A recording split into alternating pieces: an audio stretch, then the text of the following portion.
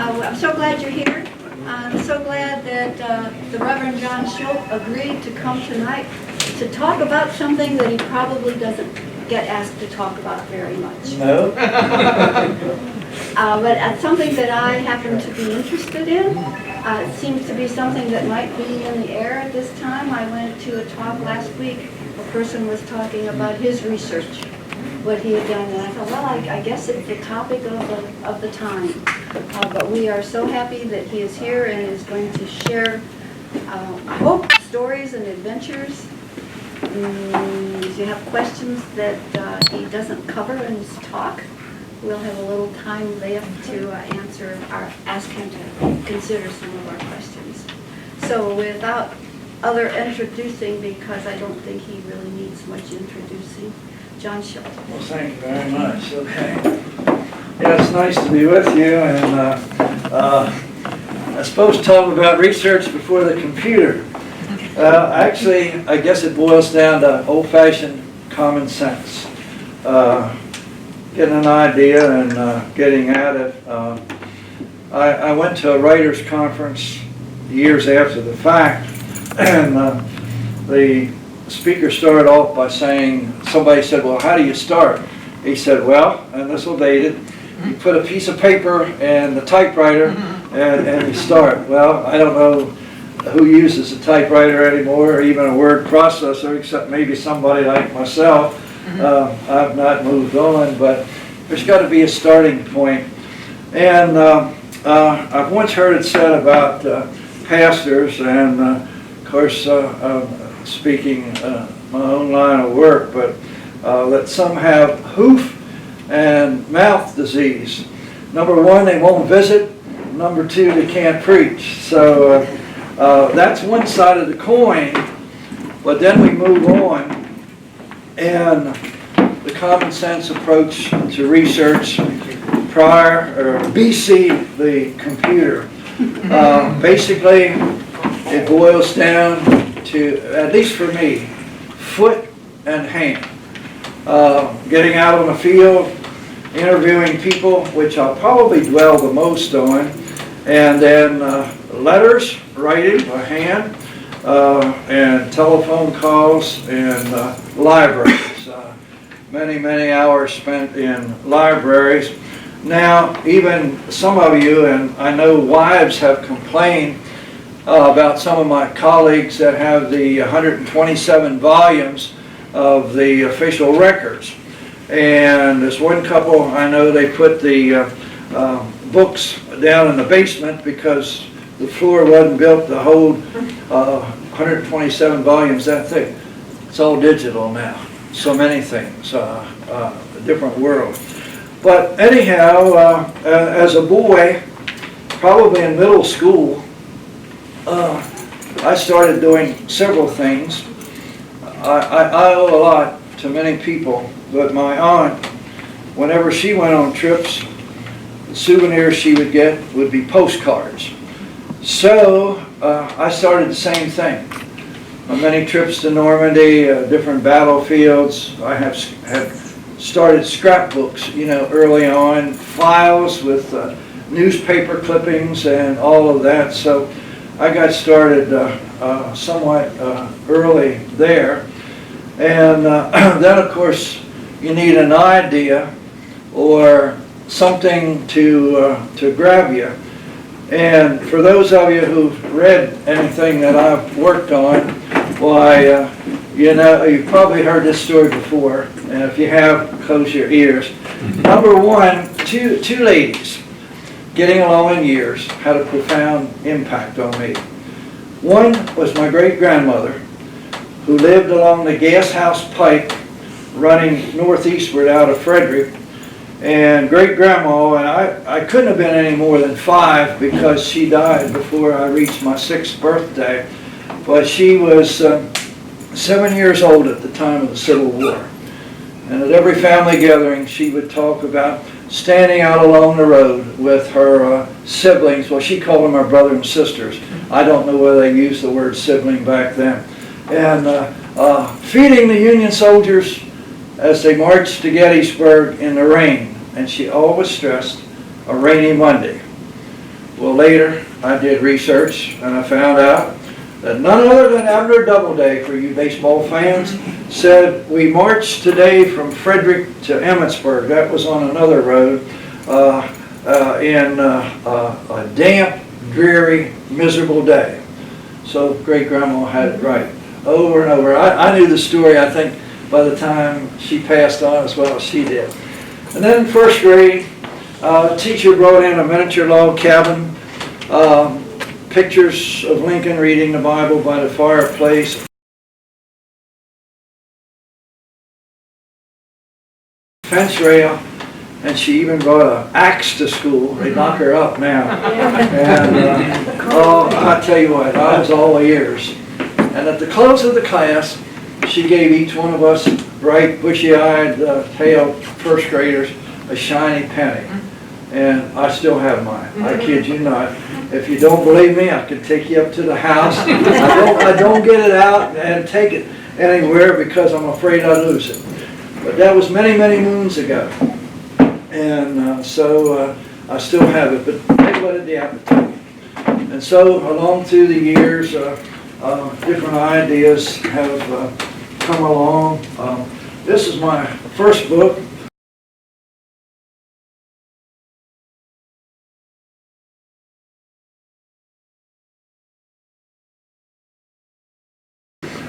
Actually, I'm not beating my own drum, but it was the first of any length on the Civil War.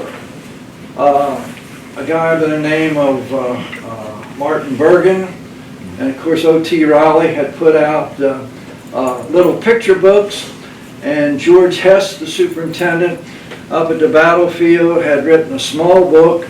I don't think it was any more than 25 or 30 pages.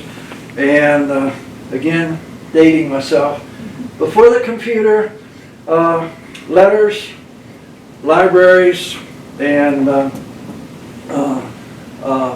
interviews. I put out September Echoes, self-published, barely in my early 20s, and in 3 weeks we sold 1,000 copies. In another 6 weeks, sold another 1,000. Now books on the Civil War, especially Antietam, are a dime a dozen. You go up there and, take your choice. You can spend a couple $100 in half an hour getting books. But back then, this was the first. And it was at the time of the centennial. And one of the key things in terms of research, and again, going back to my great-grandmother and my first grade teacher, the idea hit me. I don't think I really put it in mind as such, that history is people and places. So one of the neat things that I've done, and my good friend Karen Gardner, she's interviewed a lot of people, and but I've interviewed folks. And for this, and again, the interview were so special. And way back when, I had the privilege, if I can find it, of interviewing the great niece of Barbara Fritchie. Now, some people say it never happened, but I interviewed her great niece, and the story had been told, passed on down to her from her mother. And so anyhow, I'd like to share just a little bit from this. This lady's name was Elmer Abbott. She lived across from the Maryland School for the Deaf at the time and had many things that belonged to Barbara Fritchie. And she wrote a story in 1910. She was much older when I met her. And she says that the event did happen, but it was not Stonewall Jackson. He did not pass her house. He came out just west on, I think it's All Saints Street. But there was a Confederate captain by the name of Frank Myers of the 6th Virginia. His command was passing it, and one of the sergeants said, "Let me shoot that flag down." And this wasn't the big flag, it was the little flag that she was waving. But she had gone out onto the front porch with her little silk flag, taken from the leaves of the Bible, and stepped out on the porch. And different ones said, "You better go in, they might get after you." And another Confederate soldier apparently wanted to grab the little flag and stick it in the horse's halter or whatever. And at this time, Captain Myers said, "Get along here. If you harm the hair on that old lady's head, I'll shoot you down like a dog." So by that time, wisdom prevailed, and they got her inside. But anyhow, this lady at the time, she must have been about 90, but she was very sharp. So I got to interview the great niece of Barbara Fritchie. I was out on the field in the silence, as he was saying, and the thought came, the sound of the gunfire, the thunder of the cannon, and so September echoes. And I'll get to some of the people I got to meet. Another one, this is my second favorite, Drums Along the Antietam.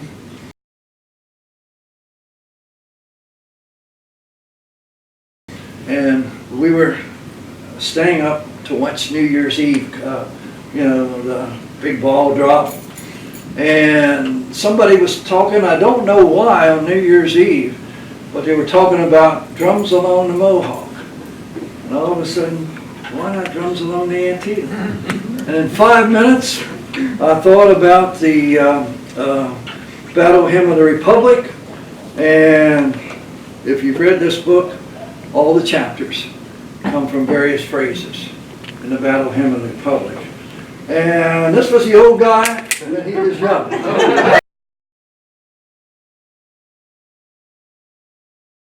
A couple of years have gone by, and some water has gone under the bridge.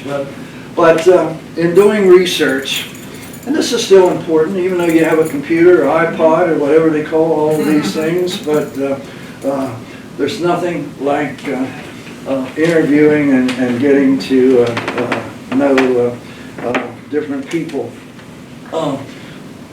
One of the first that I interviewed was Superintendent Harry Dowse. He was up here at Antietam in the 1950s. Okay, battlefield staff now, over 40. Back then, it was 4 or 5. They might have a seasonal, Louis Tuckerman from the community college. But anyhow, one morning, one of my relatives dropped me off about 7:30 at Burnside Bridge. I had a knapsack and a bottle of iced tea, and I spent the whole day walking the battlefield. We got a little notebook like some of you reporters carry, and jotted down things off the monument. And I stopped in to see this man, Mr. Dowse, and I thought, man, what's he gonna think, this kid coming in? And he couldn't have been any more gracious. He gave me a whole stack of papers and one of the famous Cope maps, which I still have somewhere. I haven't found it since we moved to Sharpsburg. But anyhow, as a result of that interview and walking around, way back in my junior year in high school, I wrote a full-page paper. Again, I was surprised they took it, because I was a junior in high school.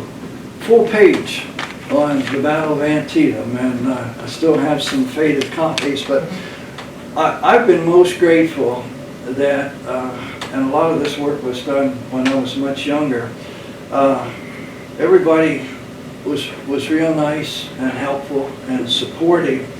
And I guess maybe they might have thought that I was like a cub reporter, that, hey, it might be nice to be, helpful to this young guy. So anyhow, and Superintendent Dowse was quite a guy.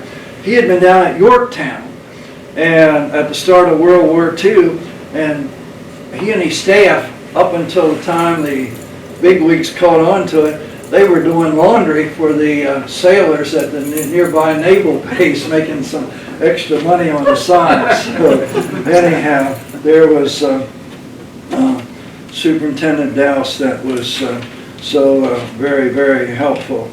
So anyhow, I roomed for, I guess, one semester at the Shea House across the street. And that's where the tavern owner sold whiskey for $5 a canteen during the Maryland campaign. And living there at the time happened to be Mr. and Mrs. J. Edgar Ramsburg. Some of you who've been around here a while might have known them. And her name was Effie Petrie. And she knew I liked history. Now this wasn't an interview, but it was something that she shared with me. She said, John, she said, I know you like history.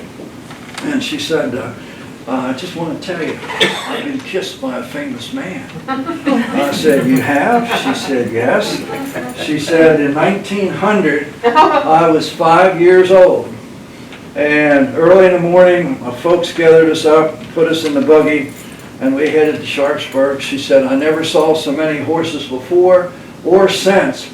And she said, the Maryland Monument was dedicated, and the president was here, and afterward, he walked around. Politics, I guess, haven't changed. He picked up the children and kissed them, and she said, I was one of them that he kissed. William B. McKinley, commissary sergeant. His monument. We often stop and have a little levity in the battlefield tour. We talk about McKinley coming up with the coffee and the warm meat and everything. And I said, now you've come all the way from Ohio or Kansas, and here's the coffee break monument. So, but on the other hand, he never shows up, and I have yet to have him bring me any coffee. So that story, and then history's people and places. We have our memories of 9/11, Challenger blow up, other big events. So that was one of them. Another thing, okay, the colonel, the chief of our guide service, Chris Vincent's here, and we often say that we follow in the steps of O.T. Riley. He was here, 7 years old, living in Keedysville, met the veterans and everything, and he had that advantage of, being an eyewitness to many of the events. The other side of the ledger is that I'm glad I got started while the grandchildren of some of the folks who were here in September 1862 were still around. One of the persons that helped me the most, and again, I don't know how Karen has her experiences in interviewing, but the folks I saw couldn't have been more helpful. And Virginia, Moomaw, Hildebrand trusted me, didn't know me from Adam, young whippersnapper in his early 20s, all kind of material, and shared with me. Webster Piper, the last Piper, I think, to own the Piper farm, came up to our house up near Smithsburg, spent a whole afternoon with me.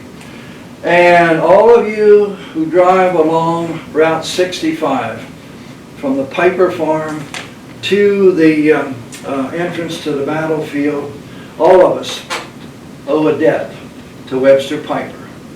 Why? Because when they put the bypass in, from what I hear, they were going to knock down that stone fence along the Piper farm. And Webster Piper fought him tooth and nail. But then later, he was one of the first to sell to the Park Service. But he was getting along in years in. He was probably at least 75, if not older, but spent a whole afternoon in our house and talked with me. And again, my research, again, I'm dwelling on the interviews, was like a detective case, getting the pieces to fit together. And so I would go to see, let's say, Tim here, and Tim would share something with me, and he'd say, well, hey, Sue knows something, you ought to go to see her. And maybe 6 or 8 doors above Tim's. Many years ago, there was a man by the name of Johnny Grayson.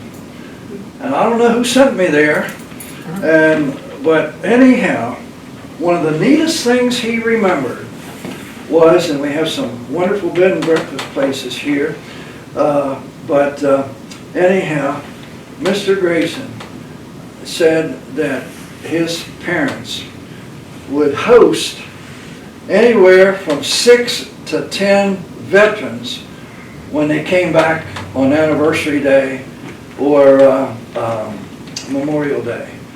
I don't know where in the world they put them all because it was a small house. And then he showed me some faded letters. I don't know whatever happened to them, where veterans had sent their gratitude, and newspaper clippings. And I'll just pull, let's say, 5 members of the 125th Pennsylvania stayed at the Grayson House for ceremonial events here. So there was Mr. Grayson. But anyhow, one person would send me to somebody else, and another one to someone else. The interviews. That was the key to my early research, and I really enjoyed it because I like mingling with people. I love to hear about the past, and if you want to make me happy, you can do something that my one grandmother did. My grandparents on one side of the family never had electricity. So one Sunday a month, the whole franchise or whatever would gather at Grandma's, we'd play ball in the meadow, and then we'd come into the table, and Grandma would have supper. And you'd say, well, so what? Well, we always ate by lamplight. And the lamplight would flicker on the wall. And I thought, man, this is neat. I guess that's why I like Little House on the Prairie. But, I just loved that and felt just so secure and wonderful and everything as the light flickered on the wall. And in addition to that, my mother never liked it, but Grandma would say, let them have just a little bit, it won't hurt them. She'd give us half a cup of coffee with the other half with milk. But the memories of getting together. And again, the folks, the grandchildren of the original cast, local cast of 1862, a lot of them are still here in the 50s and whatever. Many hours I spent with Miss Ruth Otto, wonderful lady. Most of you know who she was. She was the daughter of the last preacher at the Dunker Church. And when the Park Service rebuilt the Dunker Church, she was one who had worshiped there and had come to, they came to her for advice. And I stayed in touch with her and my first grade teacher up until the time they died. But it was just a joy to be in the presence of Miss Ruth. And she always wanted to be a missionary, but she had a club foot. And so the mission board would not accept her. But I said to her one time, Miss Ruth, you said you'd like to be a missionary. You've been a missionary to Sharpsburg. Always grateful. And again, one would send me to this one and then on, and people couldn't have been any more receptive. I will back up and say that I only had one negative experience in doing research around here. And I found out later who it was, and when he got sick, I went to visit him as though nothing had happened. I think he realized, but when I did drums along the Antietam, I started to get anonymous phone calls. And that was before, the caller ID and whatever, and got anonymous letters. We're watching you. We know where you are. You're an agent of the federal government. We know that they're planning to make another Williamsburg out of it. So I will admit, it shook me up for a little while, but anyhow. That was the only negative experience. the interviews. And I'm so glad that people are now interviewing the World War II veterans as they fade out and answer the last roll call. Because we hear these stories and, after a while they're going to be gone. I've shared this too in numerous groups, but a friend of mine was pastor in Keedysville from 1916 to 1922. They said, "John, I owe you an apology." I said, "Why, Dr. Holcraft? You've done nothing to me." He said, "Well, in 1916 to 1920, I made pastoral calls." And he said the senior citizens then had been children at the time of the Civil War, and they all wanted to talk about, tell me where they were and what their experiences were. He said, "I liked history, but I didn't write it down." He said, "I could have given you enough material for, a couple of volumes." Another occasion, I went into the home of Rachel Geeting Scheller, and for you historians here, at the time, they owned the Huffman Farm near the Upper Bridge, which was one of the biggest hospitals. So we were talking, and she got up, she said, "Excuse me a minute, I want to get something for you." So she comes out, and here's, it looks like one of these old-time, real slender cookbooks or notations books. And she said, "I found this." Or this was found in our barn on the Huffman Farm. It was written by an H.R. Dunham, member of the 15th Massachusetts. He started the 1st of September, and they're marching through Rockville. And he says, "We have a new colonel." Phonetic spelling, Kernel, a new colonel. He said, "The church bells are ringing. Oh, I hope and pray I soon get home to a New England Sabbath and to hear the church bells again." Okay? The last entry was the 15th of September. The journal was found in the barn. And so Mrs. Scheller shared it with me. I took some notes and trotted off to the battlefield and checked Betty Otto, many of you know, was a historian then, so she got the Massachusetts soldiers and sailors in the Great Rebellion, and we looked up his name, expired at the Huffman Farm. I don't remember the date, but it was close to the battle. He never made it home.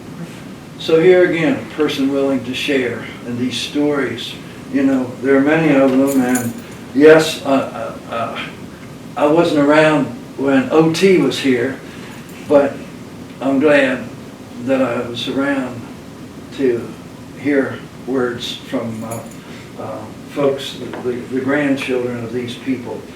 Also, as we think about this, let me see, who do I have next here? We talked about Miss Ida Webster Piper, we've done. Madge Carter. She lived up the street. I think she was a school teacher. So somebody said, "You ought to go see Miss Carter." So I did, and went and knocked on the door, and she looked me over. I guess she thought I wasn't a threat. She invited me in, and she said, "You know much about Clara Barton?" I said, "Well, I know there's a question as to where she worked." And she said, "Well, I was related to the Joseph Poffenbergers." She said, "I don't think she was there." I said, "Why do you say that?" She said, "I never heard my grandparents or the family talk about it." She said, "Now, if somebody the caliber of Clara Barton was ever at your place, don't you think that you'd keep talking about it like my great-grandmother talked about feeding the soldiers along the road?" So yeah, I thought, but that was her comment. So anyhow, Mrs. Doyle said to talk about research before the computer. Interviews, big thing. And in my book it still is. If you can make the contact. So we must hurry on here. Somewhere here, this is a little book I did for Shaft.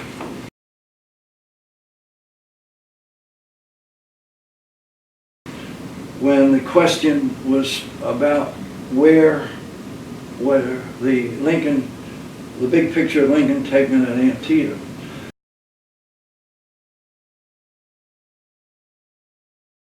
So in the early 70s, I went out to an apartment above Schindler's drugstore, and I met Julia Catherine Mumal Grove.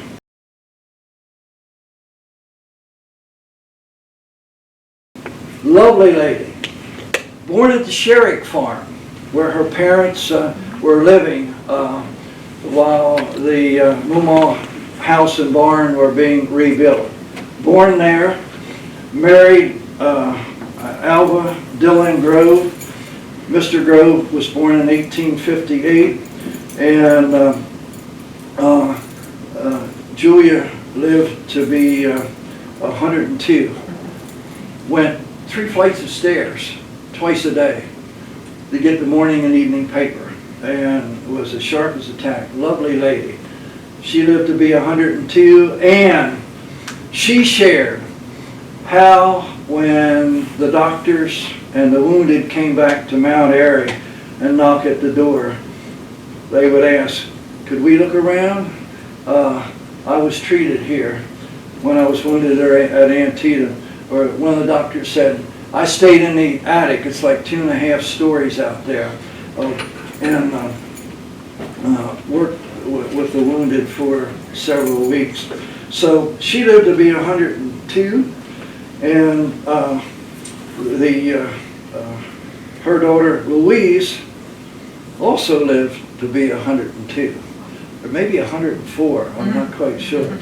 But Louisa was at Pearl Harbor in 1941 as a government librarian. And after the war, and I wrote an article for the Sharpsburg paper many years ago, the General's Librarian. Who was it? Louisa Grove of Sharpsburg. General Douglas MacArthur, General of the Armies, requested her services to set up a library system. Again, the Dewey Decimal System, you know, I guess it's all going by the board. But anyhow, Mr. Grove, again, all the pictures here in this book, Miss Grove loaned to me. And to me, if you're doing research, if you know the people and are kind to them, they'll help you. But I would love to have known this lady, Louisa Grove.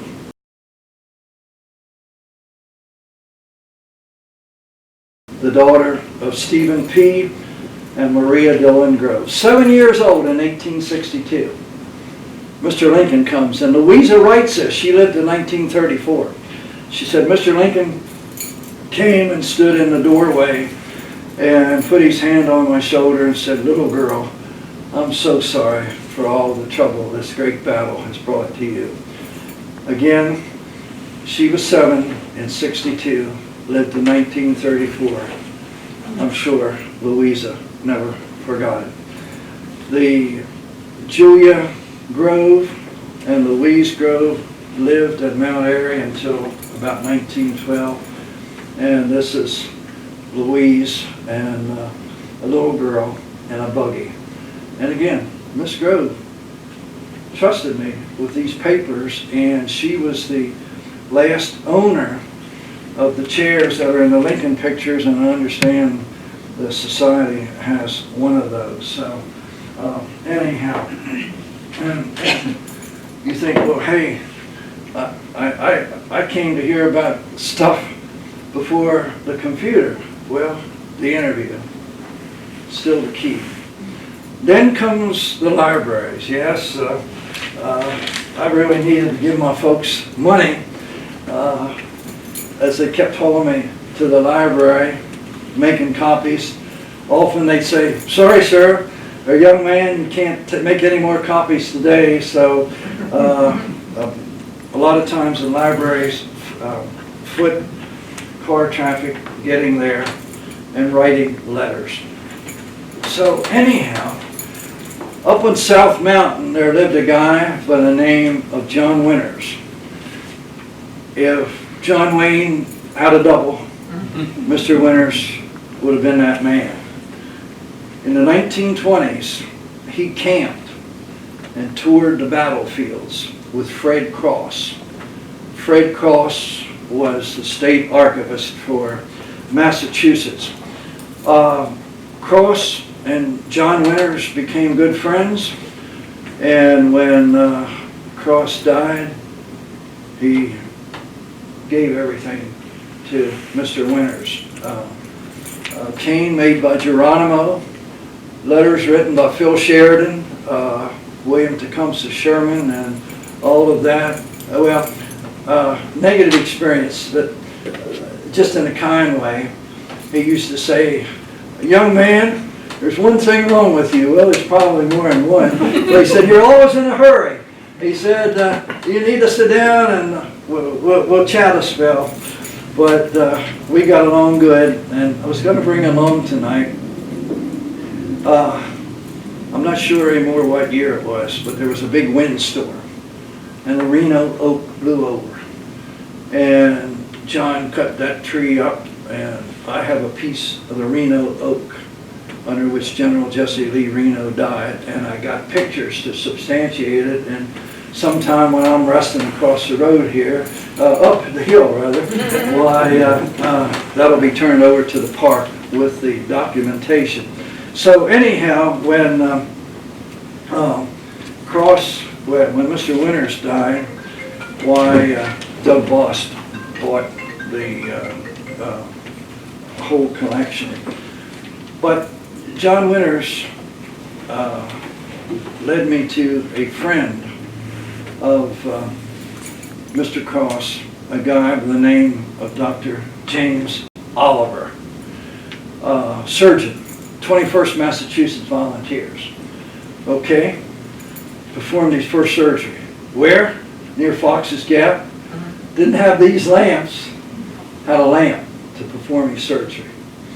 And again, he must have been quite a character, because he said one time, he was at Crystal Spring on the Geating Road, and he said one time a church choir came to sing.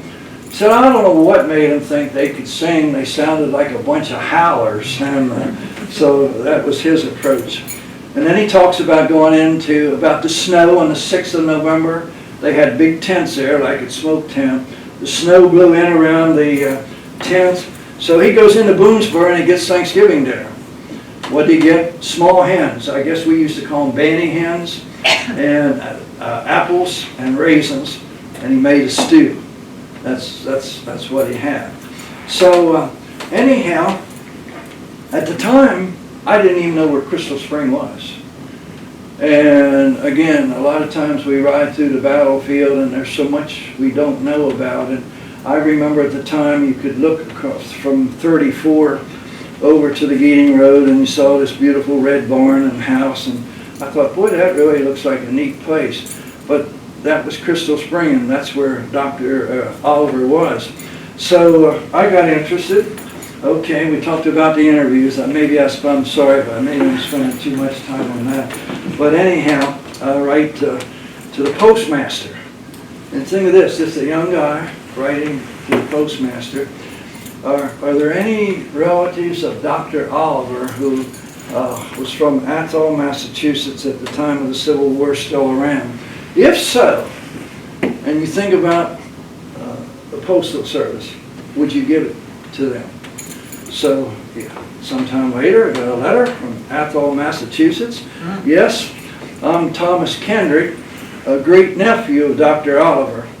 Why do you want to know? Very nice letter, and I wrote and told him. And he said, I'm glad for your interest.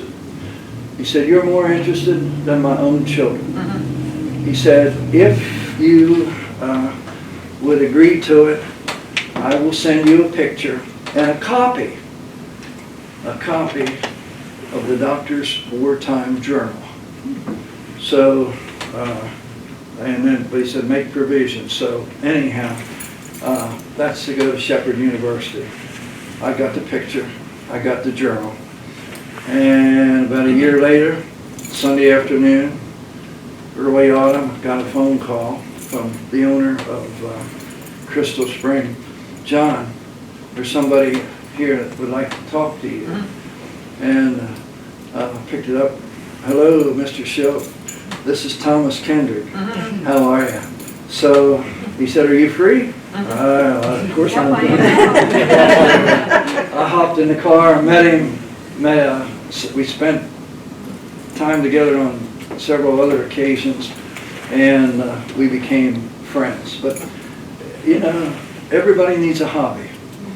And I often say research is my golf game. It's fine to hit that little white ball, but I used to take Thursday afternoons. I probably walked through every farm, but what I'd do, I'd call the landowner first and say, you know, I'm trying to do some research. Do you mind if I come down and look around, maybe take some pictures? And so one guy said, yes, just be sure to close the gates.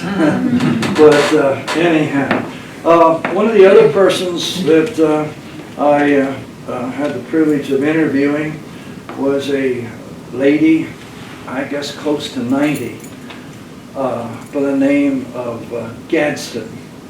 She was from Lexington, Virginia, and she was the granddaughter of William Nelson Pendleton, the rector of All Saints Episcopal Church in Frederick, 1846, 1854.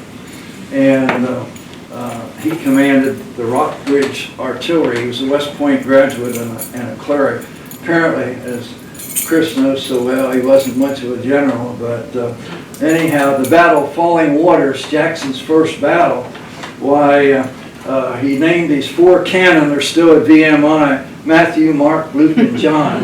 And when he gave the command, aim, fire low, and may God have mercy on their souls. So I got to meet her. And so anyhow, I'm glad that early on, my great-grandmother told the story of feeding the troops on the way to Gettysburg. I'm glad for Miss Edith Nicodemus that gave us each a penny. And for all these contacts and the kindness that people have shown me in trying to do interviews to help libraries, and now you can just Google and get all kind of stuff. Well, we couldn't do that. I'm not sure I could do it now, but anyhow, so it was the foot, going places on foot, or having somebody taking me places before I could drive to libraries to meet some of these folks from days going by, writing letters, people responding. You know, I just thought how easily it would have been for Mr. Kendrick just to give that letter a toss, you know, from a nobody that was writing, but I was interested in a relative that apparently his own children weren't. So interviews, writing letters, library, phone call, I did do some of that, but now it's much easier, you know, if you can Google and email and all of that stuff. I'm not sure that I really covered what Mrs. Doyle had wanted me to do, but my life has been enriched by meeting these folks and experiencing their kindness. And again, many moons ago, you know, thinking like maybe being a cub reporter or something like that. So I'm not sure that covered the subject, but anyhow, you have questions? Again, thanks to Miss Edith. I did Lincoln's Wartime Travels.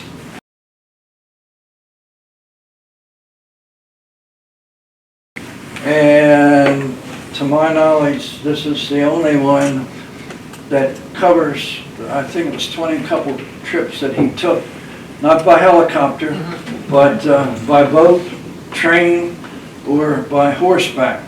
Okay, one time they got stuck, you opened the door to something else here. Okay. They got stuck on a sandbar, and lo and behold, the president and the presidential party jumped into the water and went swimming in their underwear. Now, wouldn't the press have something to do about that?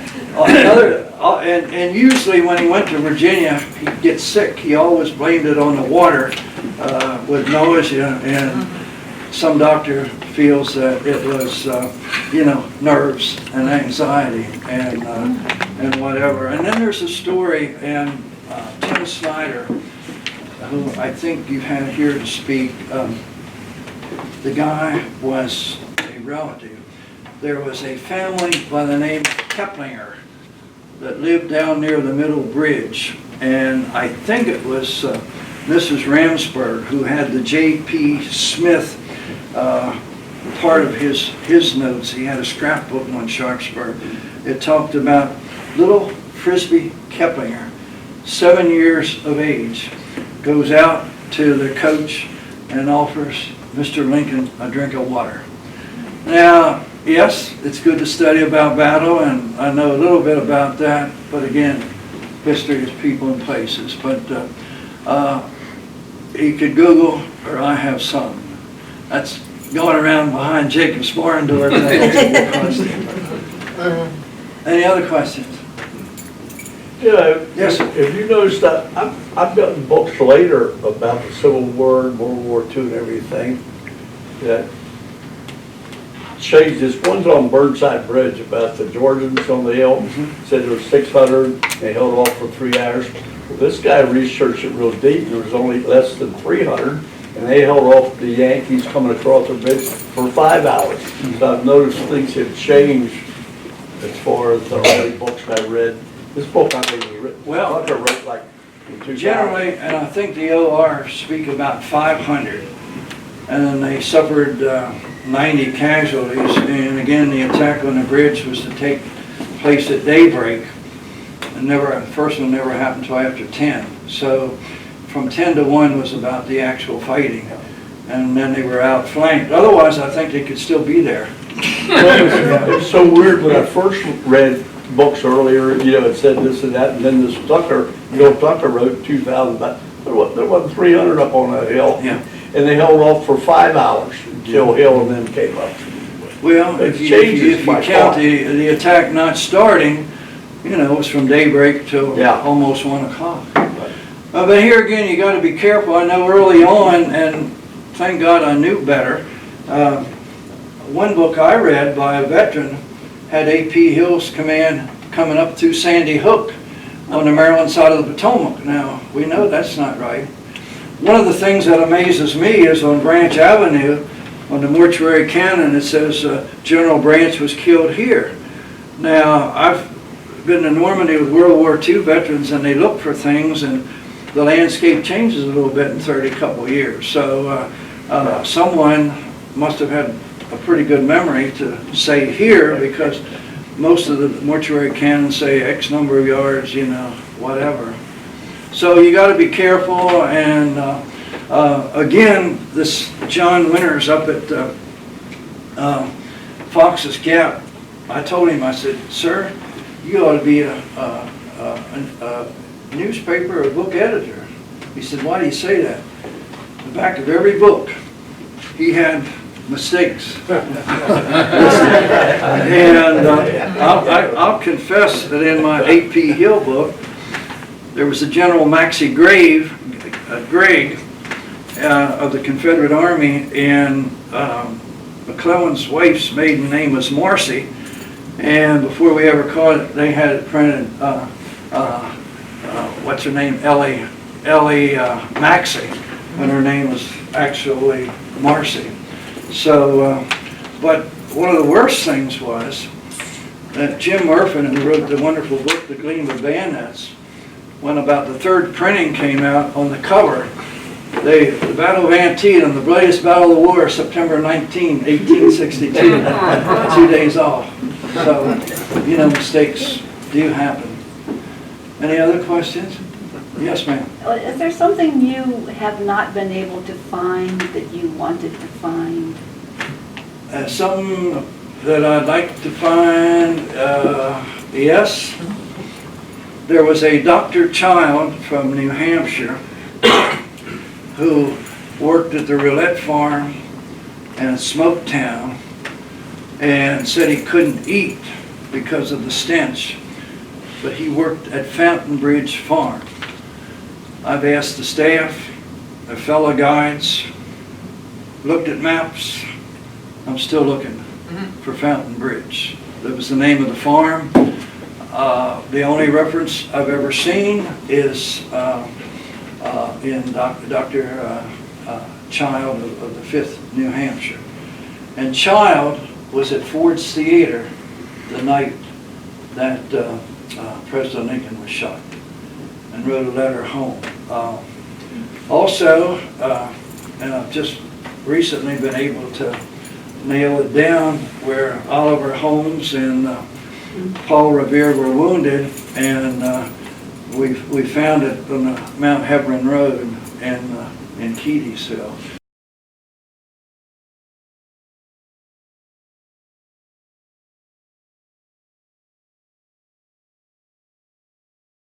After all these years, I thought I was sure, and again, people and places. With the death of Dr. Edward Revere here,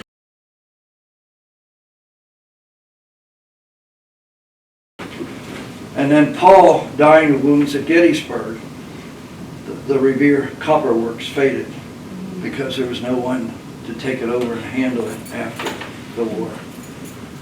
So, yeah, and then I was looking for where General Gordon was taken after he was wounded.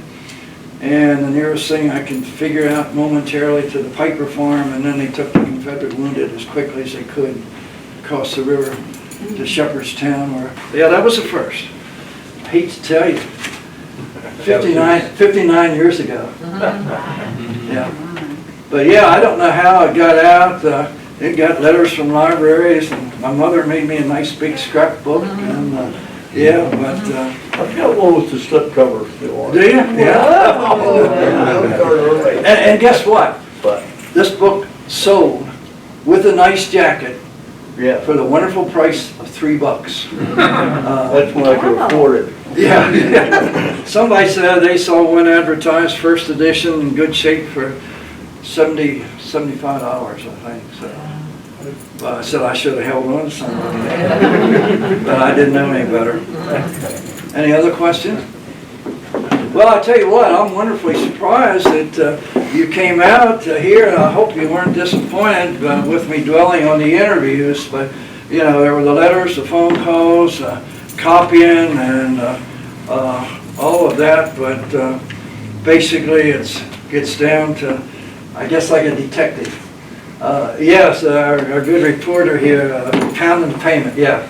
So I just wanted to point out that you did all those interviews with people, and it seems like that tradition is still being carried on today because a lot of young people are now doing podcasting, which is basically interviews that are, you know, broadcast on over our computers, our phones. And that's how people are listening to other people's stories. So I really feel like that art of listening to other people's stories is being carried on. It's just being carried on in a slightly different way. But you helped carry that tradition on from the earlier generations. And I think this generation is doing the same thing for the future generations. Well, thank you. So hopefully somebody will have a podcast of you. I hope so. And the question was, have I ever done anything on Rutherford B. Hayes?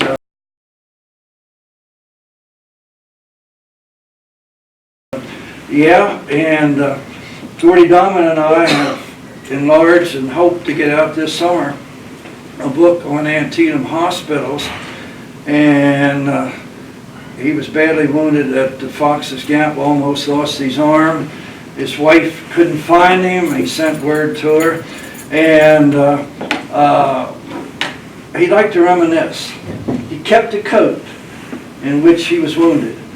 And every year, on the 14th of September, he'd get it out and he'd talk to it. "Oh, Coach, we've been through a lot. You were with me when I almost died." And his diary survives. I got copies of, got it from the library out in Ohio. I got it for September of 1862, and then a couple of other references in as late as the 1880s. He said, September the 14th, I got out my South Mountain coat and remembered where I was X number of years ago. And thank the good Lord that I'm still here, along with my old coat. So he talked to his old coat. Yeah, quite a story. And yeah.